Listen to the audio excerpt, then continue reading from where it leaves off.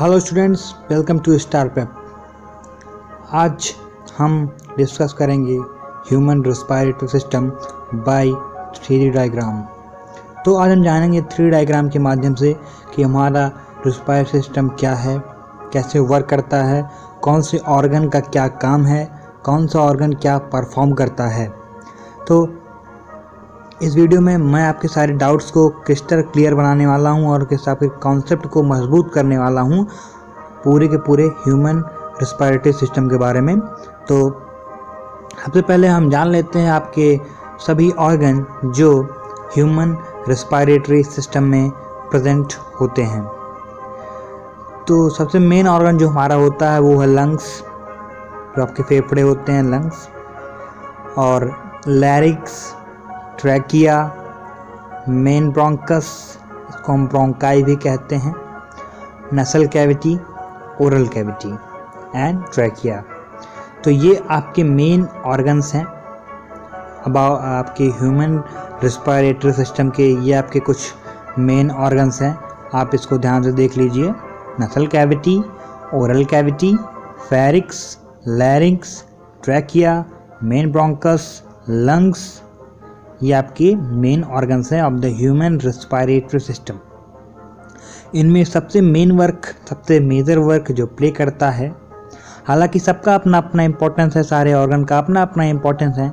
Without any organ your respiratory system can not be completed.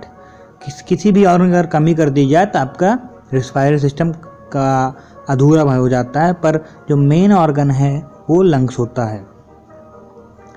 तो 3 diagram के method से हम पूरा डिटेल में आपको समझाएंगे कि आपका ह्यूमन जो आपका रेस्पिरेटरी सिस्टम है ये कैसे वर्क करता है। तो सबसे पहले मैं आपको एक डिटेल डिस्क्रिप्शन दूंगा क्या होता है आपका ह्यूमन रेस्पिरेटरी सिस्टम। तो रिस्पायरेशन, सबसे पहले जानते हैं रिस्पायरेशन होता क्या है। देखिए, जो आपके खाना, अपने भोजन को आपने खाना इंटेक किया, जो आपने खाना इजेशन प्रोसेस से आपने इनटेक किया है, अब उससे जो एनर्जी बनेगी वो एनर्जी तब बनेगी जब आप रिस्पायरेशन करेंगे। तो रिस्पायरेशन क्या है? Respiration is a catabolic process in our body, require oxygen and produce carbon dioxide. जो आपकी रिस्पायरेशन है ये कैटाबॉलिक प्रोसेस है जिसमें ऑक्सीजन की ज़रूरत होती है और हम कार्बन डाइऑक्साइड प्रोड्यूस करते हैं। The absorption of oxygen and release of carbon dioxide both take place in lungs.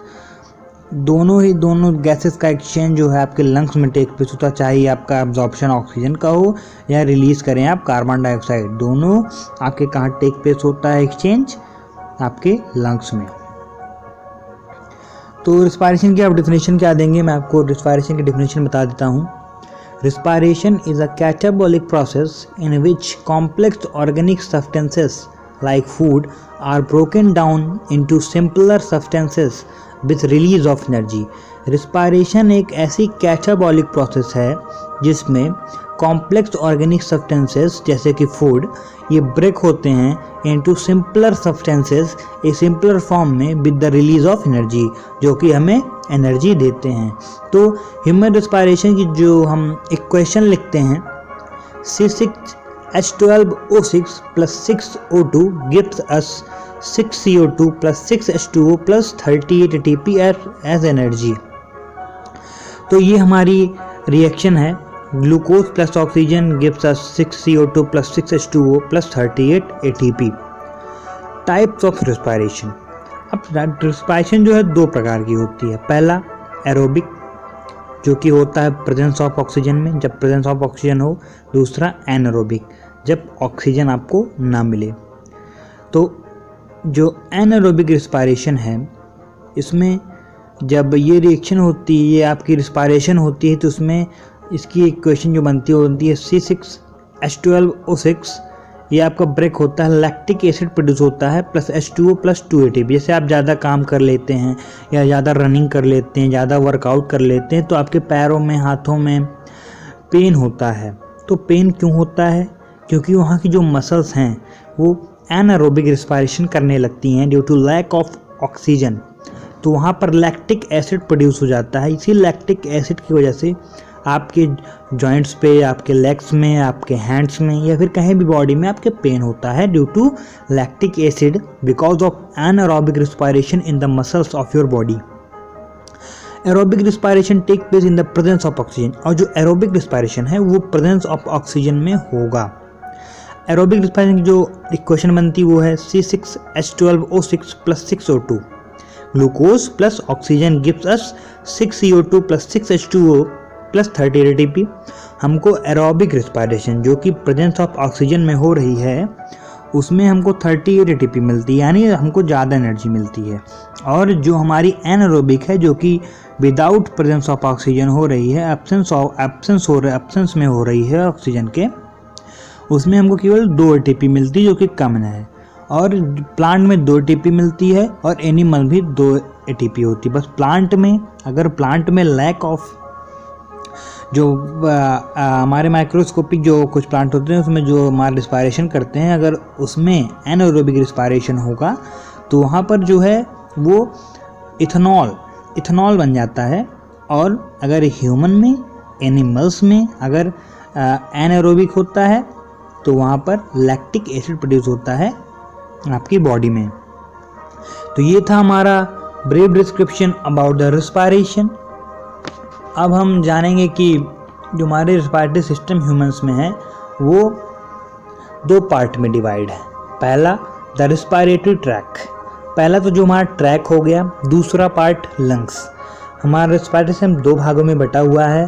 पहला हमारा जो रिस्पायरेटरी ट्रैक है, मतलब जो श्वसन हमारी जो तंत्रिका है, इसका जो पूरे का पूरा एक तंत्र बना, पूरा रास्ता बना हुआ, एक पार्ट ये हो गया, दूसरा हमारे फेफड़े हो गए यानी हमारे लंग्स हो गए। तो ये 2 प्रकार हैं, 2 पार्ट्स हैं आपके ह्यूमन रिस्पायरेटरी सिस्टम के। और जो पहला पार्ट है रिस्पायरेटरी ट्रैक, इसका जो पहला पार्ट है वो है नॉस्ट्रिल यानी नसल कैविटी, फिर नसल चैम्बर, उसके बाद फेरिक्स, फिर आता है आपका लैरिक्स को हम साउंड बॉक्स भी कहते हैं जहाँ से आपकी आवाज़ निकलती है, फिर ट्रैकिया जिसको हम विंड पाइप कहते हैं, और फिर ब्रोंकस ये हमारा सिंगुलर है और ब्रोंकाई ये हमारा प्लूरल है। तो अब ये जो आपके फर्स्ट जो आपका रिस्पायरेटरी ट्रैक है इसके पार्ट हैं लंग्स को मैं आपको डिटेल में बताने वाला हूँ। लंग्स, तो सबसे पहले हम जान लेते हैं कि जो हमारा लंग्स है इसके ऊपर केज लाइक स्ट्रक्चर बना होता है जिसको हम रिब केज कहते हैं। रिब केज के अंदर ये हड्डियों का एक ढांचा होता है, इसको हम रिब केज कहते हैं। इसके अंदर आपका लंग्स होता है। तो जो रिब केज के अंदर जो हॉलो स्पेस है, अगर मैं आपको दिखाता हूं,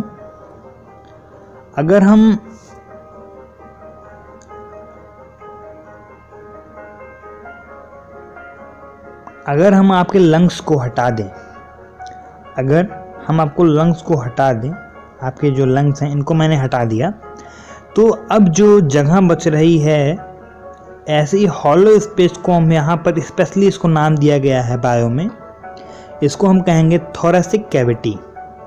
थोरेसिक कैविटी कहेंगे इसको। Thoracic cavity is a cavity inside the rib cage above the diaphragm. Diaphragm के ऊपर हमारा जो इस्टेब्लिश होता है हमारा लंग्स, तो जो स्पेस बचेगा आपके डायफ्राम के ऊपर जो आपका स्पेस बचेगा, इनसाइड द रिब केज के अंदर, उसको हम थोरेसिक कैविटी कहते हैं और वहीं पर आपका लंग्स होता है। तो हम जान लेते हैं सबसे पहले कि लंग्स क्या होते हैं। लंग्स के बारे में आपको डिटेल में बता देता हूँ क्योंकि आपका मेन ऑर्गन है। तो सबसे पहले आप लंग्स को समझ लेंगे तो आपको काफ़ी आसानी होने वाली है। सबसे पहले हम लंग्स के बारे में देख लेते हैं। Lungs is the paired balloon shape structure found in thoracic cavity on the either side of sternum. Lungs जो है ये एक पेयर्ड बैलून शेप स्ट्रक्चर होता है हमारी बॉडी में, लाइक अ बैलून पेयर में प्रेजेंट होता है इन द थोरेसिक कैविटी। मैंने आपको थोरेसिक कैविटी समझा दिया। रिब केज के अंदर जो कैविटी यानी जो हॉलो स्पेस बचता है उसको हम थोरेसिक कैविटी कहते हैं। Lungs, each lungs is covered by a double layer thin membrane called pleura. और जो आपका मेम्ब्रेन है इसके ऊपर डबल लेयर थिन मेम्ब्रेन होती है, उसको कहते हैं प्लूरा। इंपॉर्टेंट क्वेश्चन है ये नीट के specially. Double layer membrane present outside the lungs या फिर present on the lungs is called pleura. The space between membrane are filled with a pleural fluid which act as a shock absorber and make the lungs frictionless.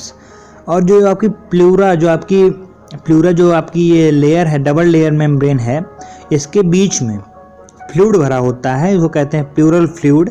ये shock absorber, क्योंकि आपका जो बार बार construction होगा, रिलैक्शन होगा, construction होगा, रिलैक्शन होगा आपके फेफड़े में, तो ताकि इसमें कोई शॉक न लग पाए, झटका न लगे, क्योंकि बहुत सॉफ्ट मसल्स से बना होता है और फ्रिक्शन ना हो पाए, तो इसके लिए प्लूरल फ्लूइड भरा होता है, which is composed of several sac-like structure, alveoli and wall of alveoli is made up of the blood capillaries.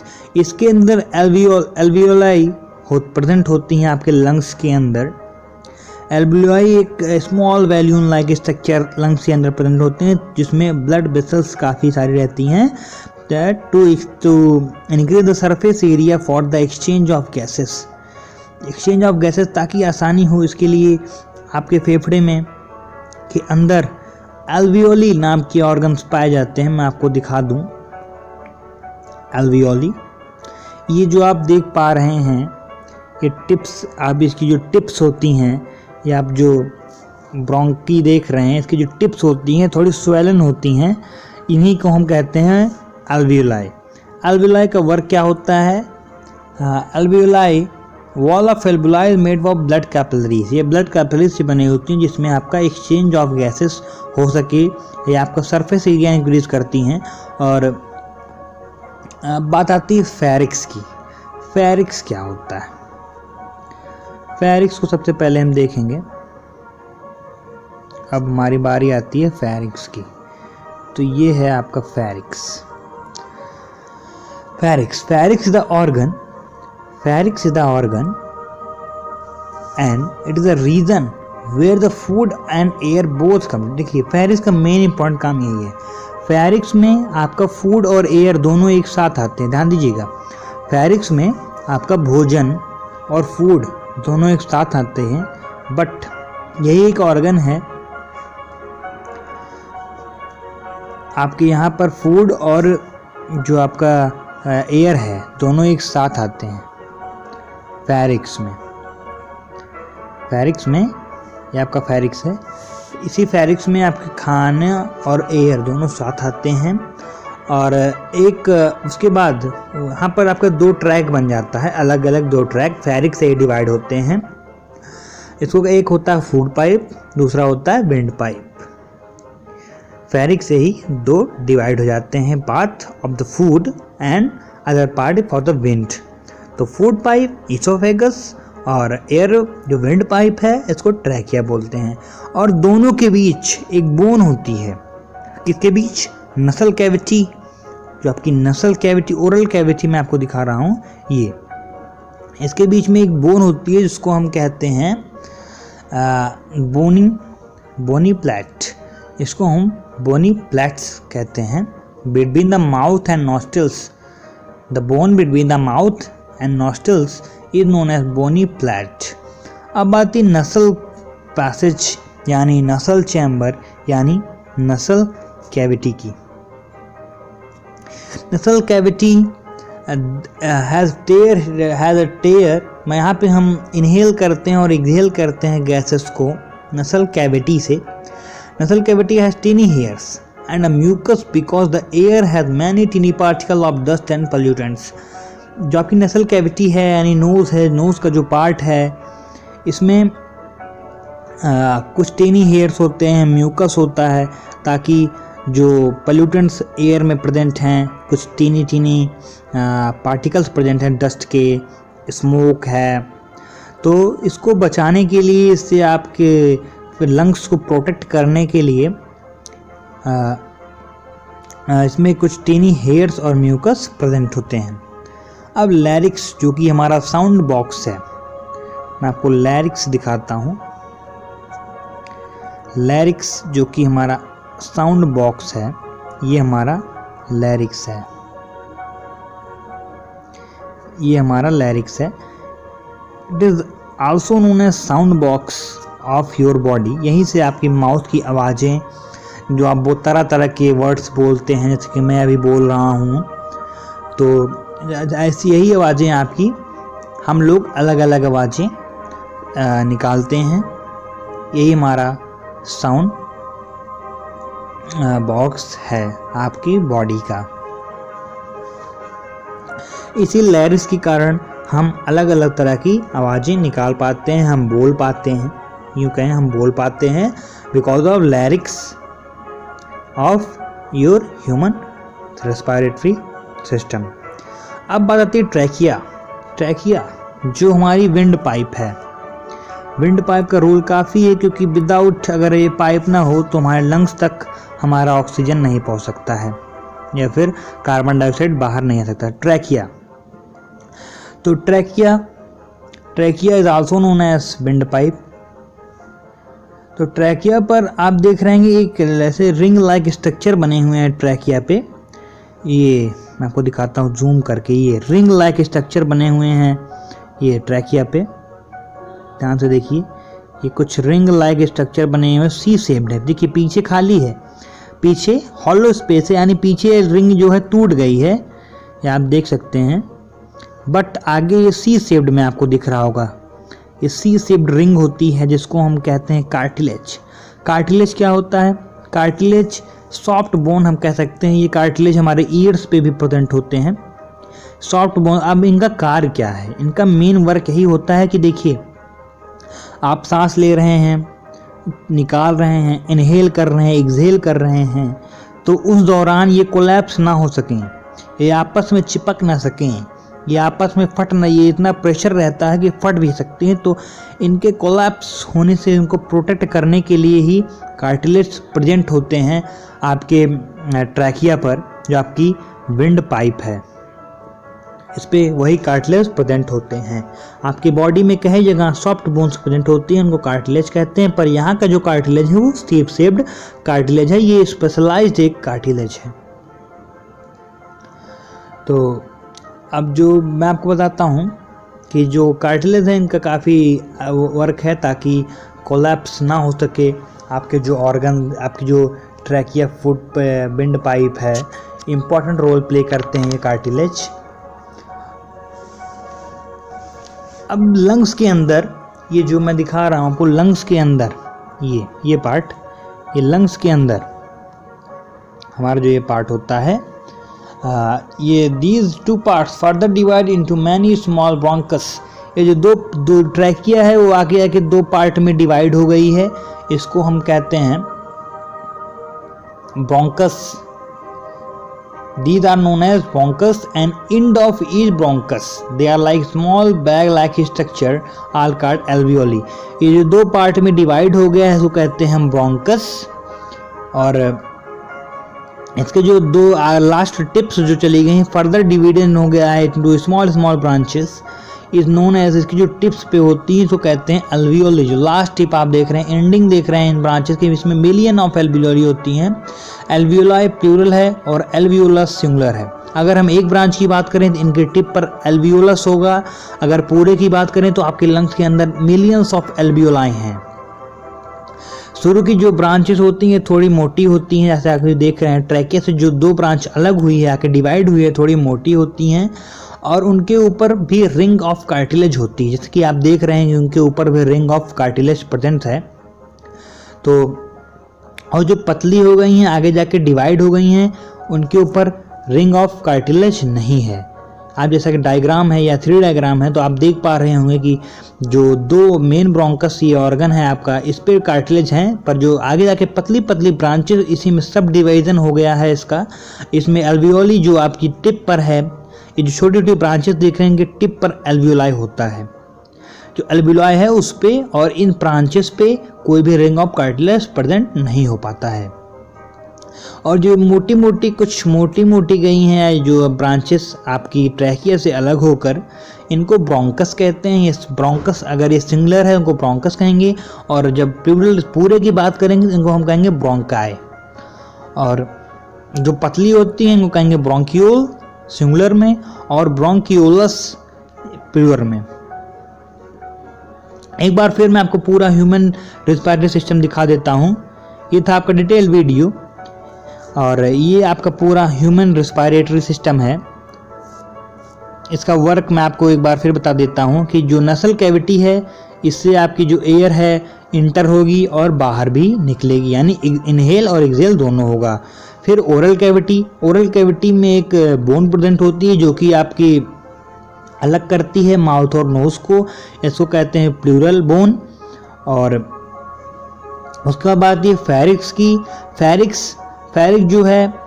फेरिक्स आपका वर्क करता है as a organ which is very important. आपका ये वर्क करता है क्योंकि यहाँ पर फूड और एयर दोनों साथ में आती है। अब यहाँ से ही डिवीज़न शुरू होता है क्योंकि यहाँ फूड और एयर साथ आती है और फूड अपनी फूड पाइप में जाता है जिसको ईसोफेगस कहते हैं, और आपका विंड जो है वो विंड पाइप में चली जाती है जिसको ट्रैकिया बोलते हैं। तो फेरिक्स के बाद बात आती है लैरिक्स की, जो कि आपका साउंड बॉक्स है। और जैसे कि आप जानते हैं ये बहुत ही इंपॉर्टेंट ऑर्गन है क्योंकि हम इसी कारण बोल पाते हैं, अलग अलग वर्ड इस्तेमाल कर पाते हैं, अपनी आवाज़ें निकाल पाते हैं और दूसरों से अपने मैसेज और अपनी भावनाओं को समझा पाते हैं बिकॉज ऑफ लैरिक्स। क्योंकि अगर आवाज़ ना होती तो हम कुछ शायद व्यक्त ना कर पाते। लिख कर बात अलग है पर बोलने का अपना अलग ही अनुभव होता है। तो लैरिक्स कारण हम बोल पाते हैं। फिर बात आती है ट्रैकिया की। Trachea is a major organ because it connect to our nasal cavity, pharynx, larynx और oral cavity to the lungs। ये आपके लंग्स को कनेक्ट करती है आपके और सारे ऑर्गन से, और इस पे कार्टिलेज प्रेजेंट होता है और ये सी शेप्ड कार्टिलेज होता है। कार्टिलेज एक सॉफ्ट बोन होती है। अब लंग्स एक बैलून शेप्ड ऑर्गन होता है जो कि थोरेसिक कैविटी में प्रेजेंट होता है और इसके ऊपर डबल लेयर मेम्ब्रेन होती है जिसको हम प्लूरा बोलते हैं। लंग्स के अंदर एल्वियोलाई प्रेजेंट होते हैं और यही एल्वियोलाई एक्सचेंज ऑफ गैसेस में हेल्प करते हैं। ये भी एक बलून लाइक स्ट्रक्चर होते हैं जो ब्लड वेसल से बने होते हैं। तो this is your whole discussion and your whole session about the human respiratory system and it is a 3 diagram. तो आपको अगर समझ में आया हो तो वीडियो को लाइक करें और subscribe your study platform star prep for the most this types of video. Thank you for keep watching till the end and have a nice day. Thank you.